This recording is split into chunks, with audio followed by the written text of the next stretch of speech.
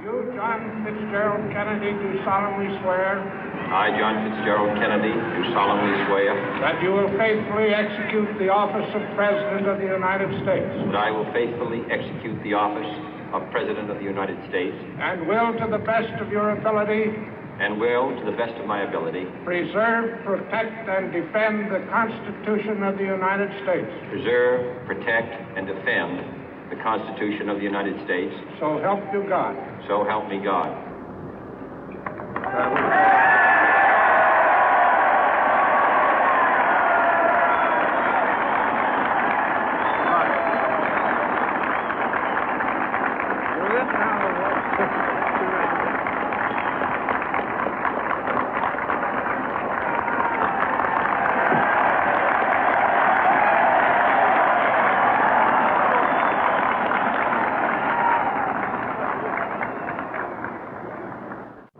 Vice President Johnson, Mr. Speaker, Mr. Chief Justice, President Eisenhower, Vice President Nixon, President Truman, Reverend clergy, fellow citizens.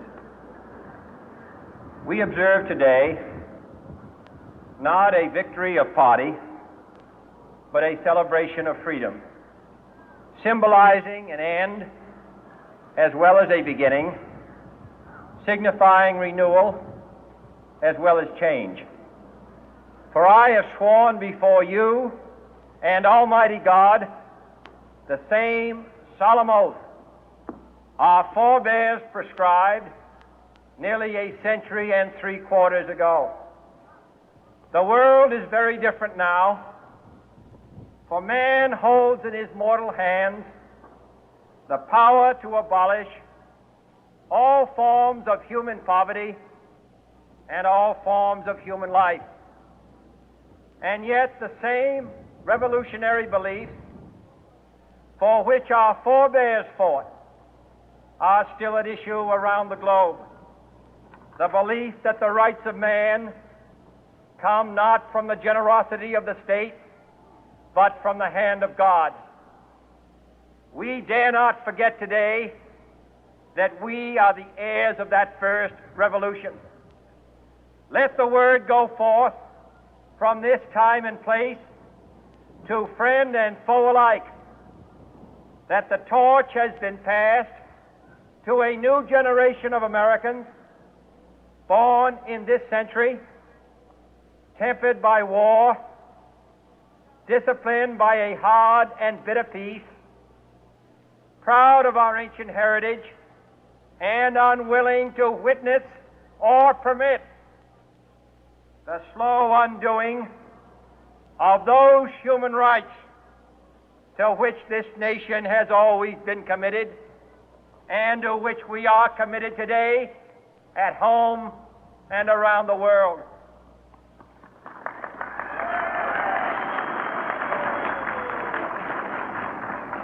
Let every nation know, whether it wishes us well or ill, that we shall pay any price, bear any burden, meet any hardship, support any friend, oppose any foe to assure the survival and the success of liberty.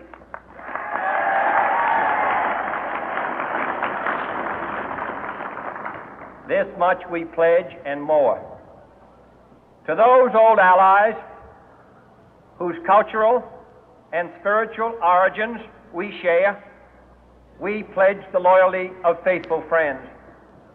United, there is little we cannot do in a host of cooperative ventures. Divided, there is little we can do, for we dare not meet a powerful challenge at odds and split asunder.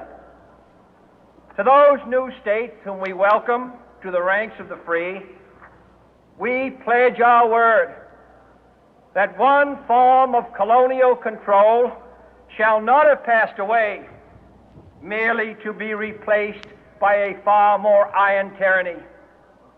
We shall not always expect to find them supporting our view, but we shall always hope to find them strongly supporting their own freedom, and to remember that in the past, those who foolishly sought power by riding the back of the tiger ended up inside.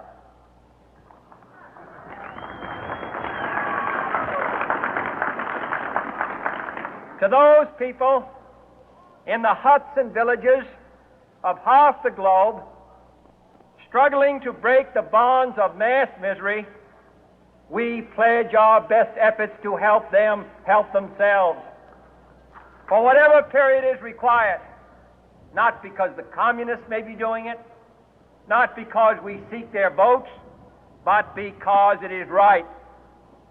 If a free society cannot help the many who are poor, it cannot save the few who are rich.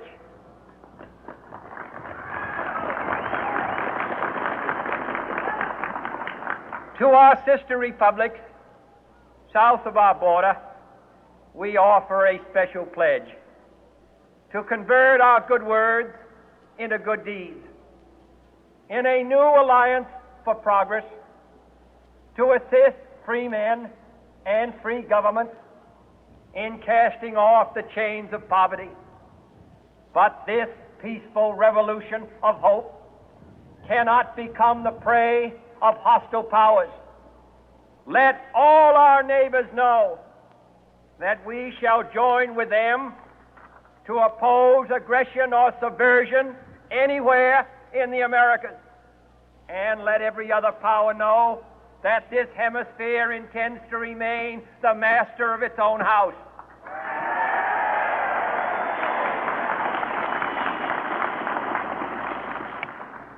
To that World Assembly of Sovereign States, the United Nations, our last best hope, in an age where the instruments of war have far outpaced the instruments of peace, we renew our pledge of support to prevent it from becoming merely a forum for invective, to strengthen its shield of the new and the weak, and to enlarge the area in which its writ may run. Finally, to those nations who would make themselves our adversary, we offer not a pledge, but a request that both sides begin anew the quest for peace. Before the dark powers of destruction, unleashed by science, engulf all humanity in planned or accidental self-destruction, we dare not tempt them with weakness, for only when our arms are sufficient beyond doubt can we be certain beyond doubt that they will never be employed.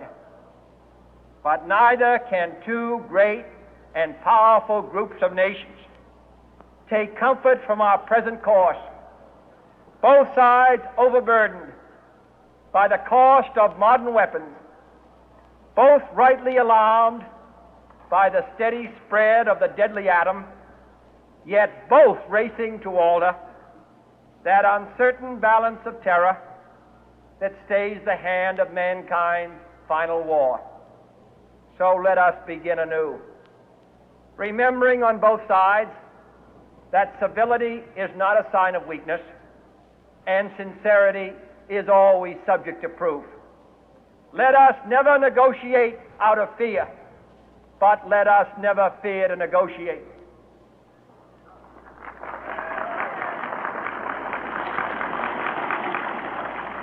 Let both sides explore what problems unite us, instead of belaboring those problems which divide us. Let both sides, for the first time, formulate serious and precise proposals for the inspection and control of arms, and bring the absolute power to destroy other nations under the absolute control of all nations.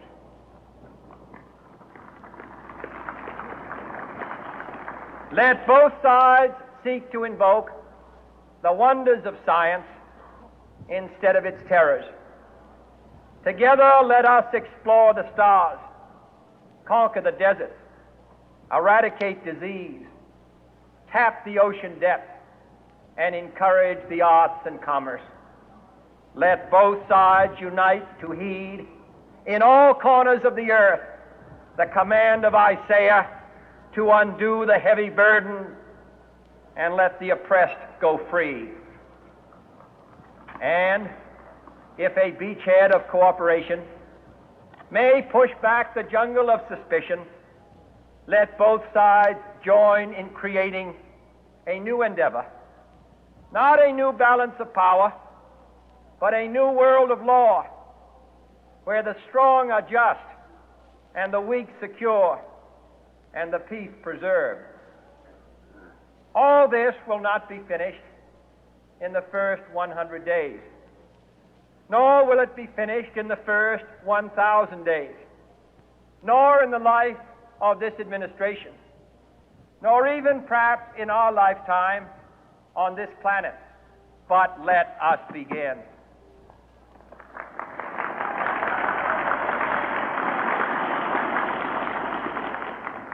In your hands, my fellow citizens, more than mine, will rest the final success or failure of our course. Since this country was founded, each generation of Americans has been summoned to give testimony to its national loyalty. The graves of young Americans who answered the call to service surround the globe. Now the trumpet summons us again, not as a call to bear arms, though arms we need, not as a call to battle, though in battle we are, but a call to bear the burden of a long twilight struggle, year in and year out, rejoicing in hope, patient in tribulation, a struggle against the common enemies of man, tyranny, poverty, disease, and war itself. Can we forge against these enemies a grand and global alliance, north and south, east and west, that can assure a more fruitful life for all mankind? Will you join in that historic effort?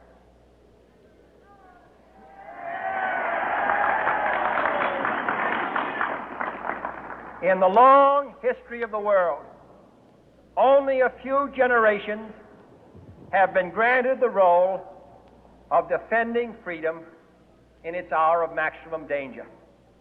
I do not shrink from this responsibility. I welcome it.